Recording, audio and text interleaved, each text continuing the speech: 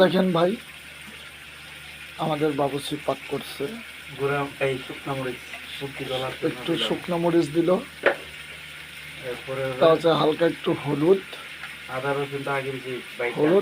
আদা রসুন জিরা পেঁয়াজ মরিচ এগুলো আগেই দিয়ে নিয়েছে আমার মোটা সাইফুল ভাই।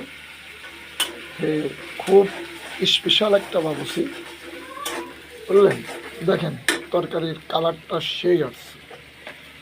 দেখেন হালকা একটু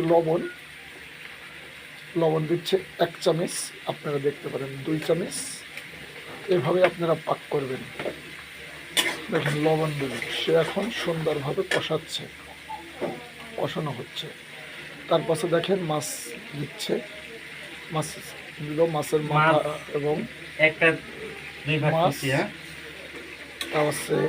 না না, সুন্দর দেখেন সুন্দরভাবে মাছগুলা দিয়ে কত সুন্দর করে নাচছে সে, আর যাতে ভেঙে না যায় সে মাছ ভাজা ছাড়াই দিয়েছে। আপনারা দয়া করে এইভাবে পাকায় না, মাছটা একটু কষ্ট করে ভেজে নিন পারলে পরে, বুঝলেন।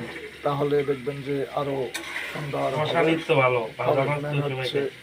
সবাই কষানো, তরকারিতে মেন হচ্ছে কষানো এবং কি মশলাটা ঠিকভাবে ঠিক পরিমাণ দেওয়া, বুঝলেন। এটা আমাদের ছোট্ট ফ্যামিলি, 2 ভাইয়ের, আমরা 2 ভাই একসাথে থাকি। আপনারা সবাই আমাদের 2 ভাইয়ের জন্য দোয়া করবেন। এরপরে আপনার টমেটো আলু, ঠিক আছে, এই যে গরুর গোশতের মতন কাটছি।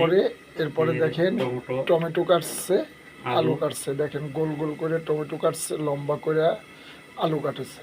ও সরি ভাই, লম্বা করে টমেটো কাটছে, গোল করে আলু কাটছে, বুঝলেন।